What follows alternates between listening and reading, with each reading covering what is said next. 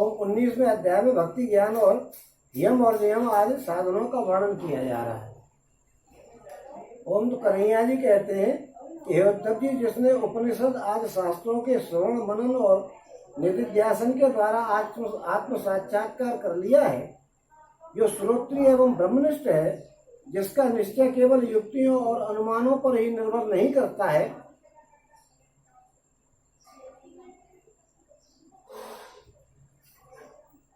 और दूसरे शब्दों में जो केवल परोक्ष ज्ञानी नहीं है, वो यह जानकर के संपूर्ण द्वैत प्रपंच और इसकी निवृत्ति का साधन वृत्ति ज्ञान माया मात्र है, उन्हें मुझ में लीन कर देवे और दोनों ही मुझ आत्मा में अभ्यस्त है, ऐसा जान लेगा।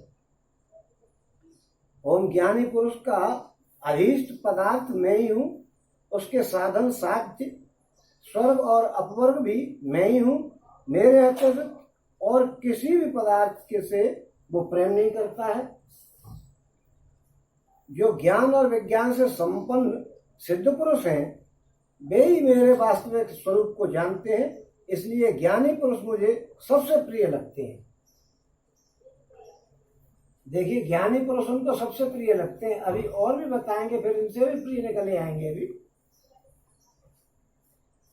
ओम हे उद्धव जी, ज्ञानी पुरुष अपने ज्ञान के द्वारा निरंतर मुझे अपने अंतःकरण में धारण करता रहता है। ओम तत्व ज्ञान के लेश मात्र का उदय होने से जो सिद्धि प्राप्त होती है, वो तपस्या, तीर्थ, जप, दान अथवा अंतःकरण शुद्धि के और किसी भी साधन से पूर्णतया हो नहीं सकती है। यानी तत्व ज्ञान के लेश मात्र का उदय होने से जो सिद्धि प्राप्त होती है, वो तपस्या, तीर्थ, जप, दान अथवा अंतःकरण शुद्धि के और किसी भी साधन से पूर्णतया प्राप्त नहीं हो सकती है। और इसलिए हे मेरे प्यारे उद्धव, तुम ज्ञान के सहित अपने आत्म स्वरूप को जान लो और फिर ज्ञान विज्ञान से संपन्न होकर के भक्ति भाव से मेरा भजन करो। ओम बड़े बड़े ऋषि मुनियों ने ज्ञान विज्ञान रूप यज्ञ के द्वारा अपने अंतःकरण में मुझ सब यज्ञों के अधिपति आत्मा का यजन करके परम सिद्धि प्राप्त की है।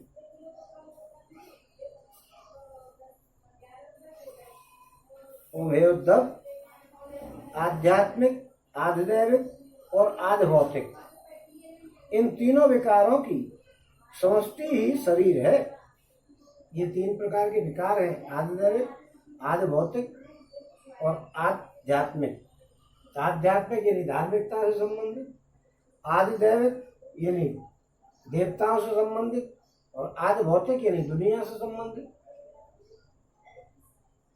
और इन तीनों विकारों की समष्टि ही शरीर है और वो सर्वदा तुम्हारे आश्रित है। यह पहले नहीं था और अंत में नहीं रहेगा, केवल बीच में ही दिख रहा है। इसलिए इसे जादू के खेल के समान माया ही समझना चाहिए। ये दुनिया क्या है, पहले नहीं था, अब भी नहीं। आप पहले नहीं थे और बाद में भी नहीं रहेंगे, तो बीच में कहां से आ गए भाई? इसलिए इसे जादू का खेल के समान ही माया समझना चाहिए।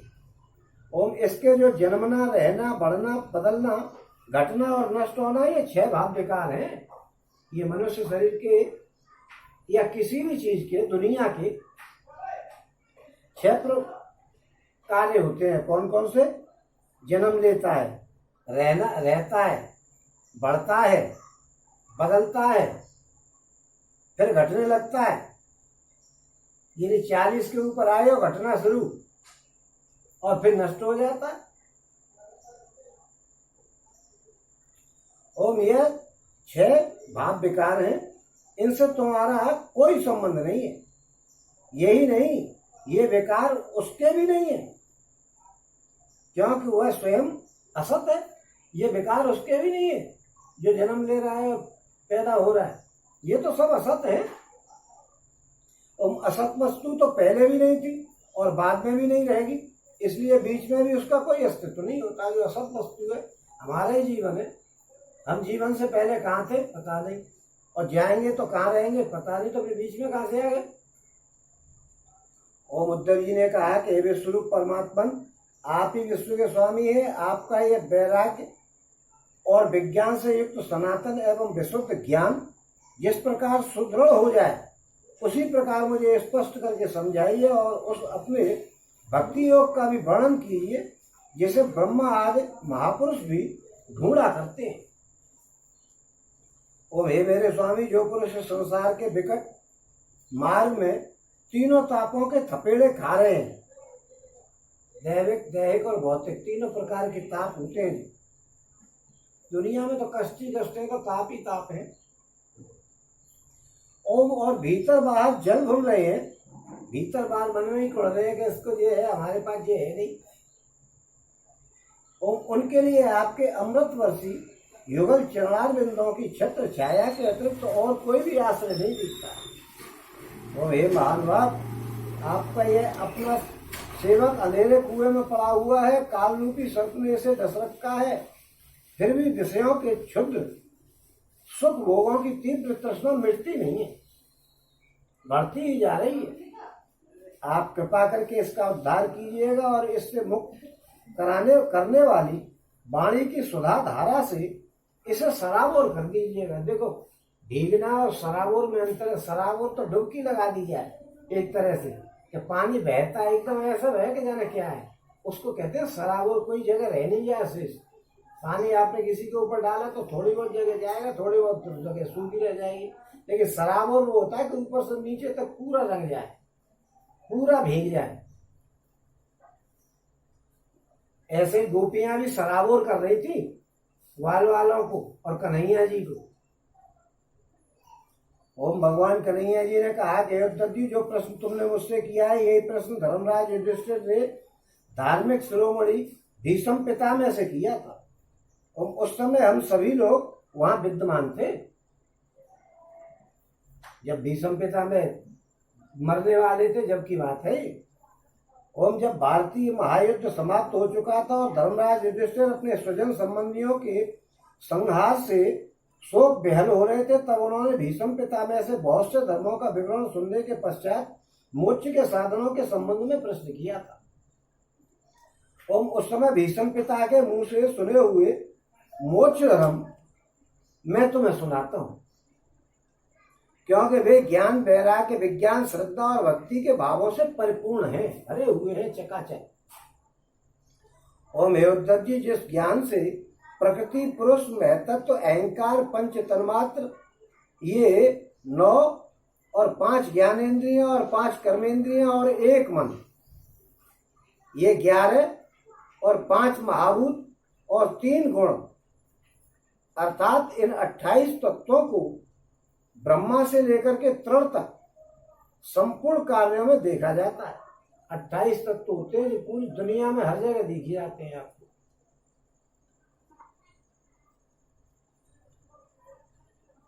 और इनमें भी परमात्म तत्व को अनुगत रूप से देखा जाता है। वह परोक्ष ज्ञान है, ऐसा मेरा निश्चय है। ये परोक्ष ज्ञान है, ऐसा मेरा निश्चय है।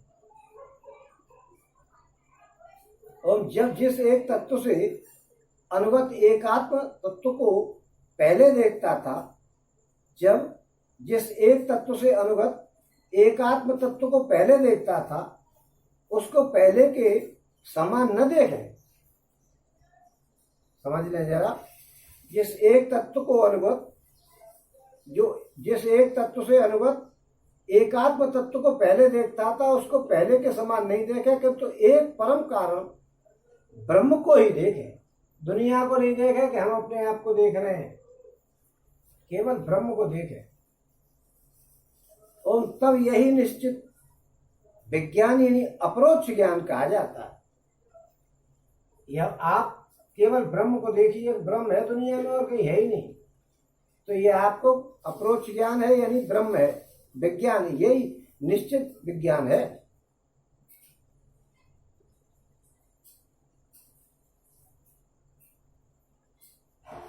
जिस एक तत्व से अनुगत, किसी एक तत्व या 28 तत्व जो बताए इनसे बना हुआ या जो कुछ भी दिख है, उसको पहले देखता था, उसको अब नहीं देखा, अब तो ब्रह्म को देखे। ये विज्ञान है, ये निश्चित विज्ञान कहा गया है, यानी ये जो है परोक्ष ज्ञान कहा गया है। ओम इस ज्ञान और विज्ञान को प्राप्त करने की युक्ति यह है कि यह शरीर आदि जितने भी त्रिगुणात्मक सावयव पदार्थ हैं उनकी स्थिति, उत्पत्ति और प्रलय का विचार करें कि इनकी स्थिति क्या है, उत्पत्ति कहाँ से हो रही है और प्रलय हो रहा है तो कैसे हो रहा है, क्या हो रहा है और ये कहाँ जा रहे हैं। ओम जो तत्व वस्तु सृष्टि के प्रारंभ में और अंत में कारण रूप से स्थिर रहती है वही मध्य में भी रहती है। जो सृष्टि के शुरू में थी और सृष्टि के बाद में रहेगी वही बीच में, मानो आप बीच में दूसरी कैसे हो जाएगी। यहाँ से ऊपर तक एक धागा गया तो कोने पे भी धागा है और अंत में उस कोने पे भी धागा है तो बीच में भी धागा ही होगा।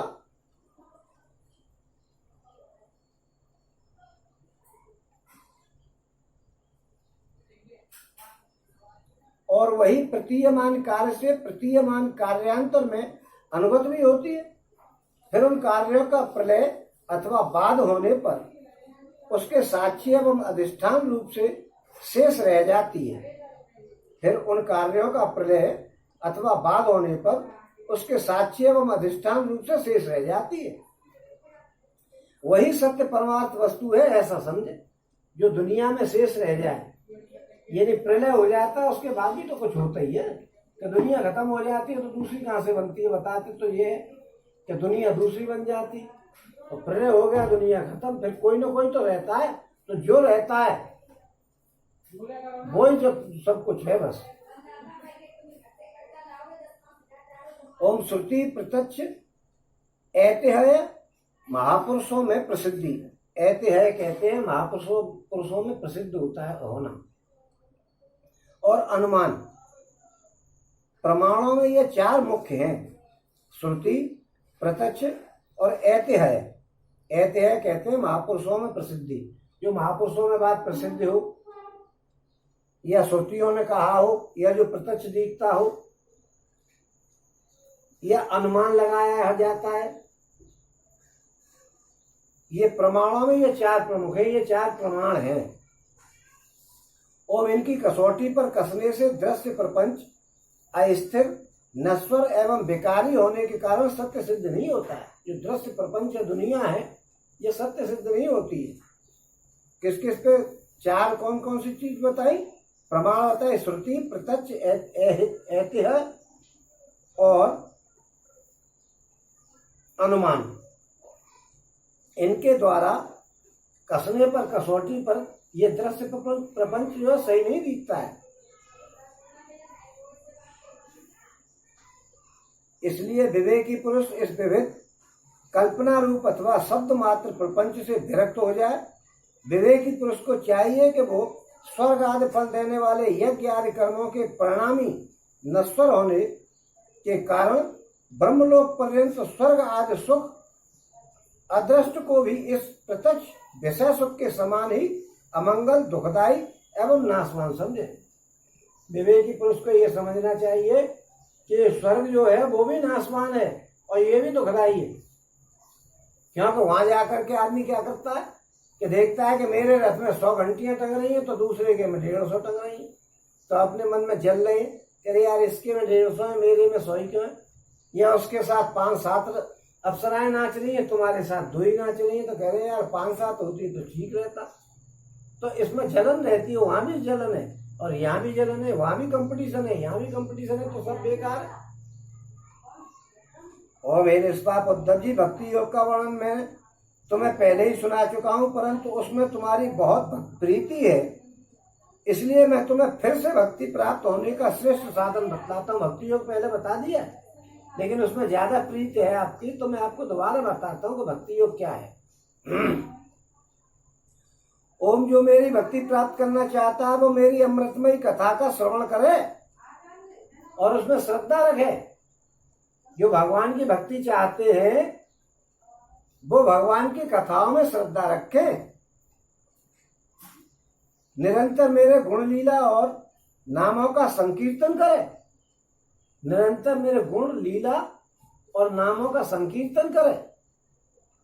जब खड़ा हो आदमियों में या कहीं भी तो लीलाओं की बात करे। भगवान ने ऐसा किया, भगवान ने आदमी की, ऐसी बात नहीं करे कि आदमी ने उसने यूं कर दिया, उसने यूं कर दिया। अगर आप किसी आदमी की बड़ाई कर रहे हो या उसकी जो है प्रशंसा कर रहे हो तो सरस्वती माँ जो है वो कुपित हो जाएंगी आप पर। वो कहती है कि मैंने जीव इसको दिए भगवान का नाम लेने के लिए, और ये एक आदमी के गुण गा रहा है जो तुच्छ है, जिसे नष्ट होना है, और भगवान के गुण गाओगे तो सरस्वती माँ प्रसन्न हो जाएंगी। इसलिए मेरी अमृतमयी कथा में श्रद्धा रखे और निरंतर मेरे गुण लीला और नामों का संकीर्तन करे, मेरी पूजा में अत्यंत निष्ठा रखे और स्तोत्रों के द्वारा मेरी स्तुति करे, बड़े बड़े मंत्र बोल बोल करके और भगवान की स्तुति करे, और मेरी सेवा पूजा में प्रेम रखे और सामने साष्टांग लौट करके प्रणाम करे। यानी कि उल्टे हाथ से पांव छीले या सीधे हाथ से जांग छीन ले, जांग छी करके चल दिए, क्या है कि हमने पैर छू लिए सामने वाले के, जांग छू रहे या उल्टा ही हाथ कर दिया, इधर खड़ा है तो इधर खड़ा है तो उल्टा कर दिया, इधर खड़ा है तो सीधा कर दिया, और जांगों से हाथ छुमाया और छुआ नहीं भी छुआ और पैर छुप गए, ऐसा कुछ नहीं है। या भगवान जी से जो करके जरा मंदिर देखा और सिर झुका लिया, ऐसा भी कुछ नहीं। लेट करके और साष्टांग प्रणाम करें। साष्टांग यानी 8 अंगों के द्वारा, 8 अंग आपके जमीन पर टच मारने चाहिए, उसको कहते हैं साष्टांग। अष्टांग, अष्ट अंग यानी 8 अंगों के साथ लेट करके 8 अंग आपके जमीन पर छुपने चाहिए शरीर के, उसको कहते हैं साष्टांग प्रणाम। अष्ट अंग संधि विच्छेद कर लो। साष्टांग लौट करके और प्रणाम करें। मेरे भक्तों की पूजा मेरी पूजा से भी बढ़कर के करें। वो जो भगवान का भक्त हो उसको तो जो समझे कि यही भगवान है। ओम और समस्त प्राणियों में मुझे ही देखे, समस्त प्राणियों में मुझे ही देखा, बस यही देखना कठिन है। भगवान जी अंत में जाकर के ऐसा कर रहा घेंटू फंसा देते हैं, क्या पता सब प्राणियों में भगवान को देखे तो किसी प्राणी पे आंख तो निकालने की जरूरत ही नहीं पड़ेगी। और जनरली आदमी आंख तो निकाल ही लेता है, गुस्सा आती है तो गुस्से की नजर में तो देख ही लेता है।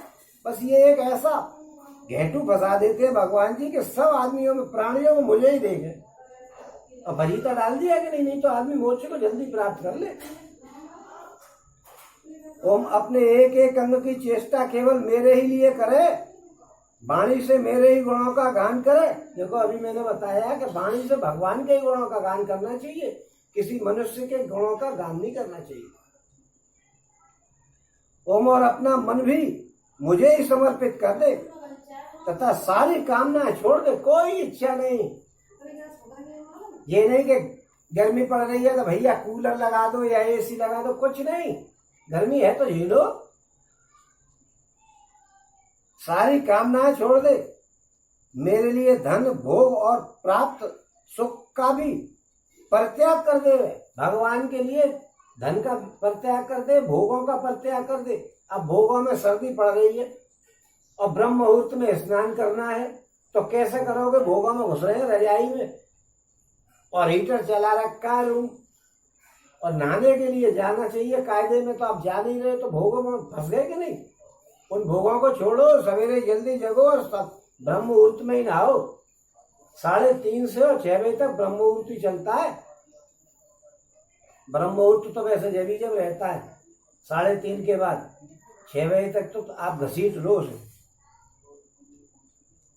क्यों कभी कभी 6 बजे करीब सूर्योदय भी हो जाता है और सूर्योदय से तो पहले ही स्नान हो जाने चाहिए।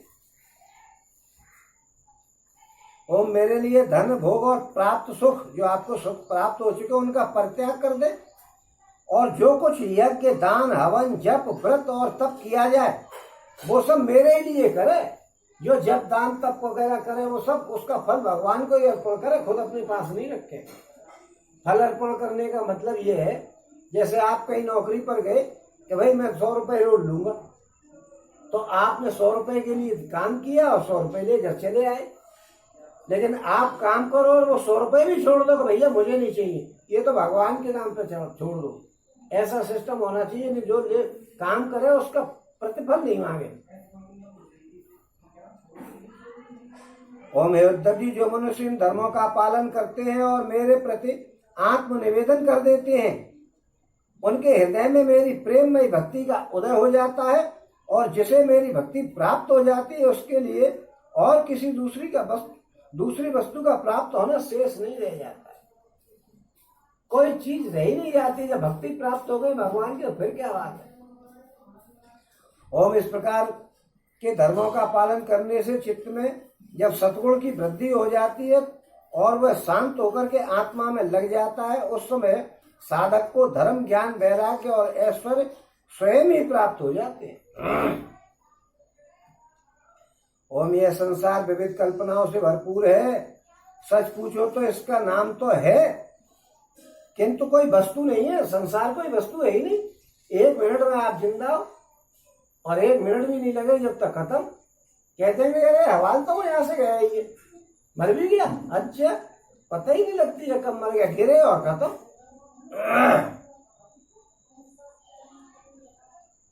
ओम जब चित्त इसमें लगा दिया जाता है तो इंद्रियों के साथ इधर उधर भटकने लग जाता है। जब चित्त संसार में लगा दिया जाता है, इंद्रियों के साथ भटकने लग जाता है। रसगुल्ला खाने का मन आया तो जीभ जो लपलपा रही है रसगुल्ला मिले। किसी सुंदर वस्तु को देखने का मन आया तो आंखें दिख रही कि वो वस्तु कहाँ है जो सुंदर है, कोई भी हो।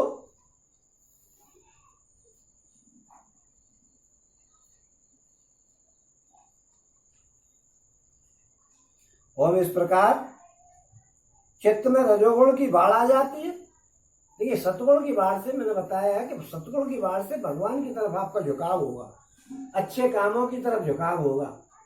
और रजोगुण की बढ़ोतरी से आपके दिमाग में वही कहेंगे कि इसको करने से ये मिल जाए, मुझे वो मिल जाए, मुझे ये मिल जाए, मैं इस काम को कर दूं।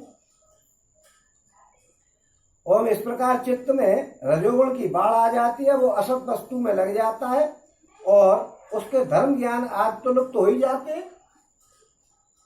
वह अधर्म, अज्ञान और मोह का भी घर बन जाता है। वो अधर्म, अज्ञान और मोह का घर बन जाता है जब सतगुण में लग जाता है तो मन। ओम हे उद्धव, जिससे मेरी भक्ति हो वही धर्म है, और जिससे ब्रह्म और आत्मा की एकता का साक्षात्कार हो वही ज्ञान है। और विषयों में असंग यानी निर्लेप रहना ही वैराग्य है। विषयों में असंग यानी संग साथ नहीं करे विषयों का, निर्लेप यानी लेपे नहीं, उनमें लिप्त नहीं हो गए। और अणिमा आदि सिद्धियां ही ऐश्वर्य हैं। अणिमा आदि सिद्धियां प्राप्त होगी तो आपको ऐश्वर्य प्राप्त हो गया। ओम उद्धव जी ने कहा हे रिपुसदन, यम और नियम कितने प्रकार के होते हैं? अभी आपको भक्ति के बारे में बताया गया, अब जो है वो यम और नियमों के बारे में बताया जा रहा है। ओम उद्धव जी ने कहा कि हे रिपुसदन, यम और नियम कितने प्रकार के होते हैं? हे श्री कृष्ण, सम क्या है, दम क्या है, हे प्रभु तितिक्षा और धैर्य क्या है? एक एक शब्द का अर्थ बताया जाएगा। ओम आप मुझे दान, तपस्या, शूरता, सत्य और ऋत का भी स्वरूप बतलाइए। त्याग क्या है, अभीष्ट धन कौन सा है, यज्ञ किसे कहते हैं और दक्षिणा क्या वस्तु है? ओम श्रीमान हे केशव जी, पुरुष का सच्चा बल क्या है, भग किसे कहते हैं और लाभ क्या वस्तु है? उत्तम विद्या, लज्जा, श्री तथा सुख और दुख क्या है? पंडित और मूर्ख के लक्षण क्या है? सुमार्ग और कुमार्ग का लक्षण क्या है? स्वर्ग और नरक क्या है? भाई बंधु किसे मानना चाहिए और घर क्या है? ओम धनवान और निर्धन किसे कहते हैं, कृपण कौन है और ईश्वर किसे कहते हैं? भक्त वत्सल हे प्रभु, आप मेरे इन प्रश्नों का उत्तर दीजिए और साथ ही इन विरोधी भावों की भी व्याख्या कीजिए। लो साहब इतने प्रश्न पूछे और वो डायरेक्ट एक एक लाइन में उत्तर देंगे, ये आप और समझ लें, ज्यादा लंबा नहीं करेंगे। ओम कन्हैया जी कहते हैं कि यम 12 होते हैं। देखिए यम और नियम, यम 12 होते हैं। बड़ा सुनने और समझने लायक अध्याय है। कौन कौन से यम होते हैं? अहिंसा, सत्य, अस्तेय। अस्तेय कहते हैं चोरी नहीं करना। अहिंसा को तो सभी जानते हैं, सत्य को सभी जानते हैं। अस्तेय होता है चोरी नहीं करना, चोरी नहीं करे, ये यम है। असंगता, टोली बना करके नहीं घूमे। लज्जा, किसी गलत काम को करने में शर्म आनी चाहिए। असंचय यानी आवश्यकता से अधिक धन आदि का जोड़ना जो होता है वो संचय होता है। तो आवश्यकता से अधिक नहीं जोड़े, आवश्यकता से अधिक जोड़ोगे तो जो है संचय नहीं करना चाहिए, उसको कहते हैं असंजय। संचय, असंचय। आस्तिकता यानी असंगता, लज्जा, किसी गलत काम को करने में शर्म आनी चाहिए। असंचय यानी आवश्यकता से अधिक धन को नहीं जोड़ना। आस्तिकता, भगवान की पूजा सेवा में मानना भगवान को, यानी कि भगवान को ही नहीं मानने। ओम ब्रह्मचर्य का पालन करे, मौन रहे, स्थिर रहे, और क्षमा और अभय यानी क्षमा करने की शक्ति हो, और निर्भर मतलब निर्भय करने की शक्ति हो, और निर्भय खुद भी रहे। ये जो है 12 यम है। अहिंसा, सत्य, अस्तेय, असंगता, लज्जा, असंचय, आस्तिकता, ब्रह्मचर्य, मौन, स्थिरता, क्षमा और अभय। ये 12 जो है यम है। एक लाइन में बता दिया सब कि यम क्या है, 12 हैं। और नियमों की संख्या भी 12 ही है। यम और नियम पूछे ना, यम तो बता दिए 12, अब नियम कौन कौन से हैं वो भी 12 ही। शौच, शौच किसे? शौचालय लिखा रहता है कि नहीं? बाहरी पवित्रता और भीतरी पवित्रता। शौचालय लिखा रहता है, शौच आलय, शौच प्लस आलय यानी बाहर और भीतर की शुद्धि का स्थान। तो शौच यानी बाहर और भीतर की शुद्धि। जप, तप, हवन। देखिए तप का मतलब ये नहीं कि आप बैठ गए तो वो तप ही है। जब तो भगवान का भजन करना है, सीताराम सीताराम सीताराम जप रहे, या राधे श्याम जप रहे, ये जप है। और तप क्या है? तप ये नहीं कि आप बैठ गए जब ही तप रहे हैं। आप कष्ट झेल रहे हैं भगवान के नाम पे, वो भी आपका तप है, वो आपकी तपस्या है। ओम जप तप हवन यानी शौच, जप तप हवन। माता भैया जन्म करते हैं कि नहीं हवन? ओम श्रद्धा, अतिथि की सेवा, मेरी पूजा यानी भगवान की पूजा करना, तीर्थ यात्रा करना। ये नहीं कि मंदिर बना दिए और तीर्थ बना दिए आप जाओ ही नहीं, कह रहे भैया मेरा तो कटौती में गंगा है, ऐसा कुछ नहीं चलेगा। आप तीर्थों में जाइए, आनंद लेकर के आइए। आपको पैसा भगवान ने दिया है तो उसका लाभ लीजिए, नहीं तो मर जाओगे और दूसरे लोग आपके पैसे का दुरुपयोग करेंगे, सदुपयोग नहीं करेंगे।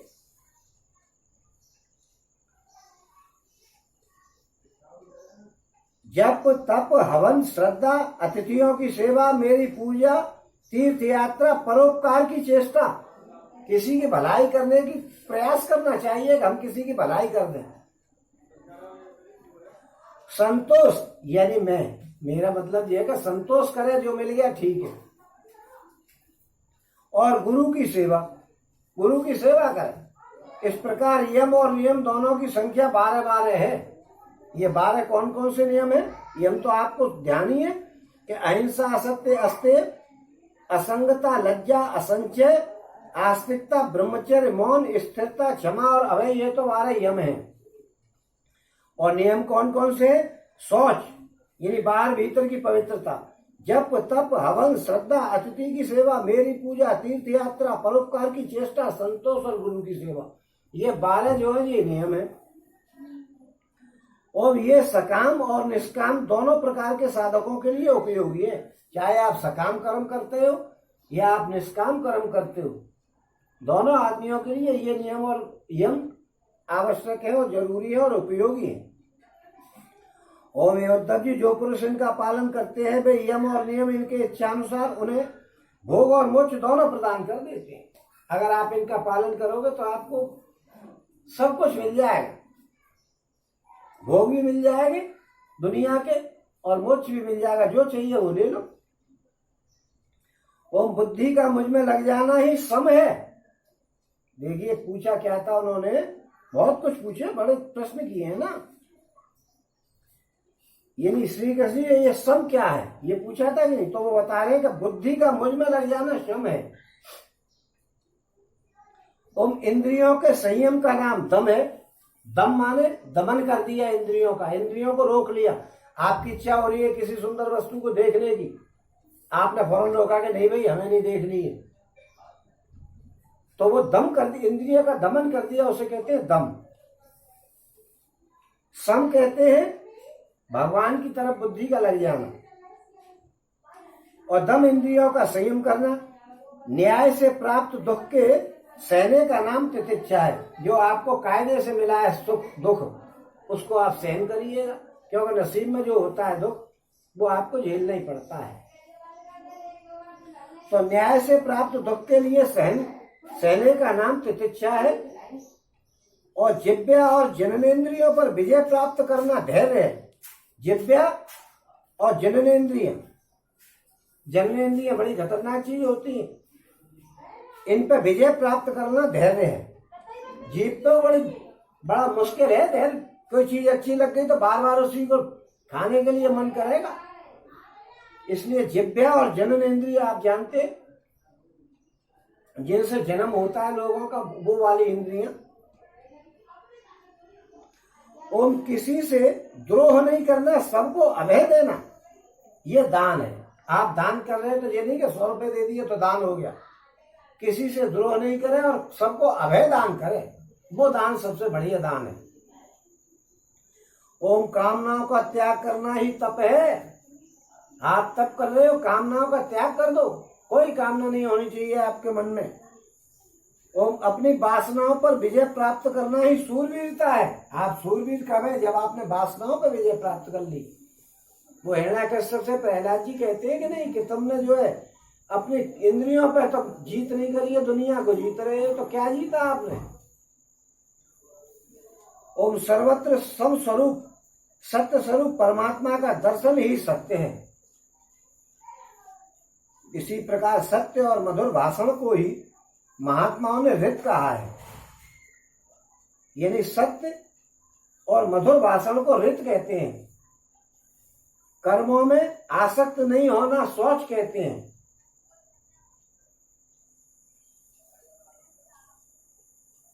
देखो वो शौच वहां पे भी बताया है कि शौच बाहर भीतर की शुद्धता, और यहां भी ये कह रहे हैं कि शौच कहते हैं।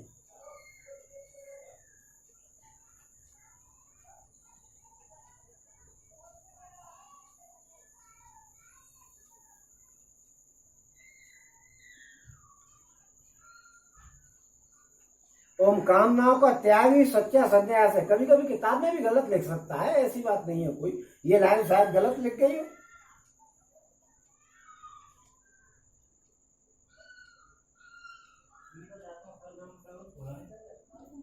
ओम कामनाओं का त्याग ही सच्चा संन्यास है।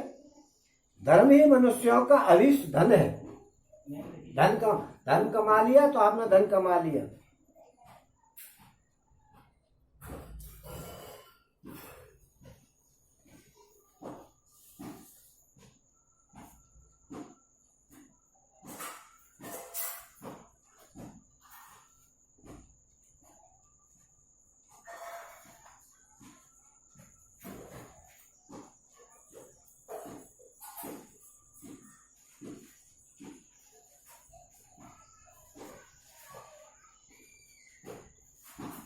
कामनाओं का त्याग ही सच्चा संन्यास है और धर्म ही मनुष्यों का अभीष्ट धन है।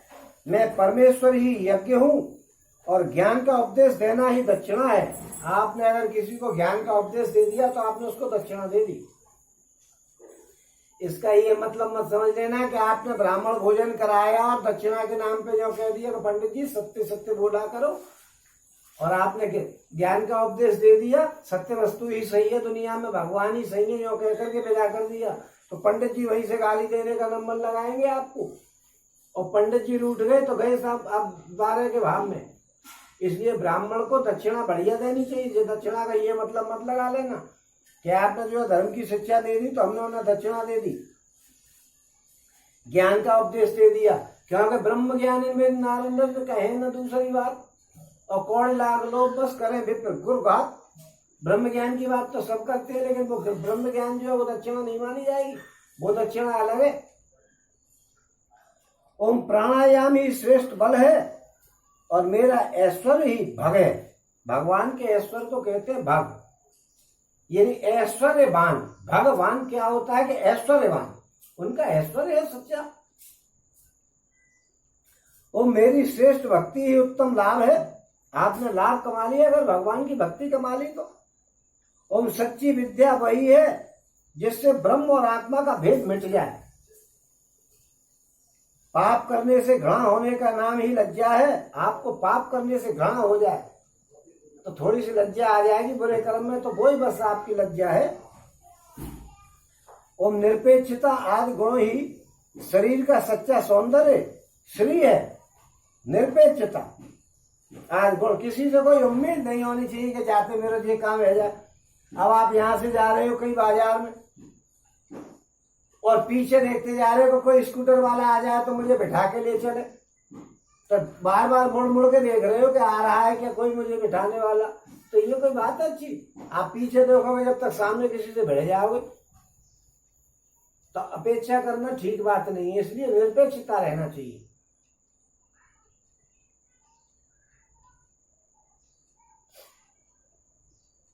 निरपेक्षता आदि गुण ही शरीर का सच्चा सौंदर्य है कि किसी से कोई उम्मीद नहीं करे।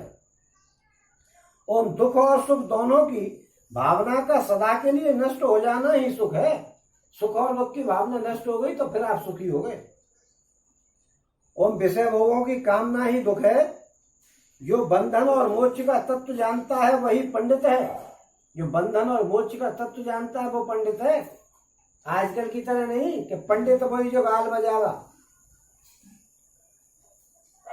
ओम शरीर आदि में जिसका मैंपन है वो ही मूर्ख है। शरीर को मैं समझ जाएगा, अरे मैं न्यों कर दूंगा, अरे मैं न्यों कर दूंगा, वो बेवकूफ है। जो संसार की ओर निवृत्त करके, जो संसार की ओर से निवृत्त करके मुझे प्राप्त करा देगा वही सच्चा सुमार्ग है। जो दुनिया से आपका मोह छुड़ा दे और भगवान को प्राप्त कराने के रास्ते पर ले जाए वही सच्चा रास्ता है। ओम चित्त की बहिर्मुखता ही कुमार्ग है। चित्त तुम्हारा दुनिया में भटक रहा है, समझ लो आप कुमार्ग पे चल रहे हो। ओम सतगुण की वृद्धि स्वर्ग है। सतगुण की वृद्धि हुई तो आप स्वर्ग में पहुंच गए। ओम और हे सखे तमोगुण की वृद्धि ही नरक है। जब तुम्हारी तमोगुण आ गया कि पड़े हुए हैं, सो रहे हैं, नहा नहीं रहे हैं, किसी का बुरा करने की सोच रहे हैं, समझ लो आप नरक में पड़े हुए। नहीं, समय से नहाइएगा। ये नहीं है कि 11 बजे नहाएंगे, 12 बजे नहाएंगे, जब कूद जाएंगे, कुछ नहीं।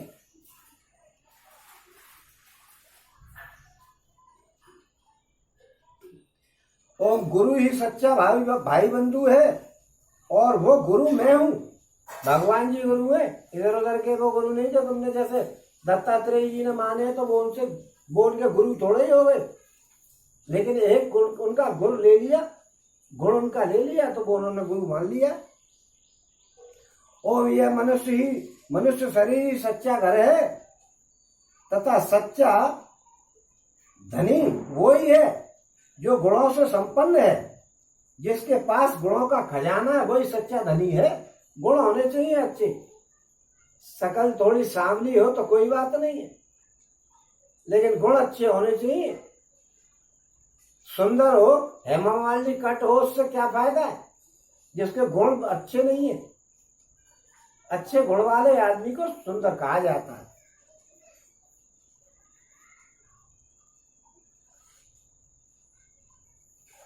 और जिसके चित्त में असंतोष है, मेरा विलोम शब्द, अभाव का बोध है, वही दरिद्री है। जिसको जो लगे यार मेरे पास ये नहीं है, मेरे पास वो नहीं है, वही समझ लो मुझे दरिद्री है।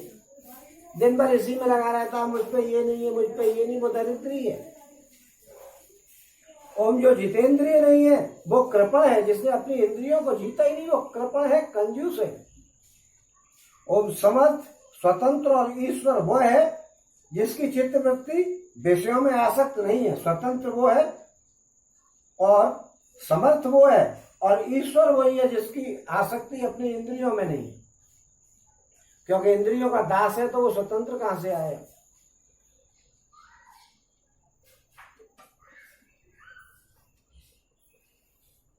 ओम जिसकी चित्त वृत्ति विषयों में आसक्त नहीं है वो स्वतंत्र है, और वही स्वतंत्र है, और वही समर्थ है, और वही ईश्वर है।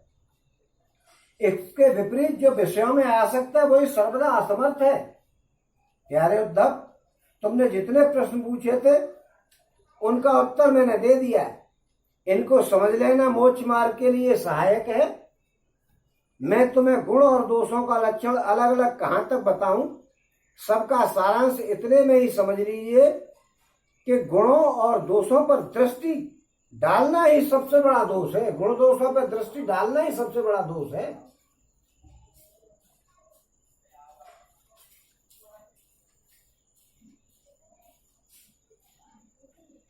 और गुण दोषों पर दृष्टि नहीं जाए, जाकर के अपने शांत निसंकल्प स्वरूप में स्थित रहे, ये सबसे बड़ा गुण है। दोषा यदि गुण दोषों से आप दृष्टि डाल रहे हो तो ये सबसे बड़ा दोष है, और गुण दोषों पर दृष्टि नहीं डाल रहे हो ये सबसे बड़ा गुण है। और यहाँ पे आकर के 19वां अध्याय समाप्त। बोलो श्री कृष्ण भगवान की जय, बोलो श्री कृष्ण भगवान की जय, बोलो श्री कृष्ण भगवान की जय।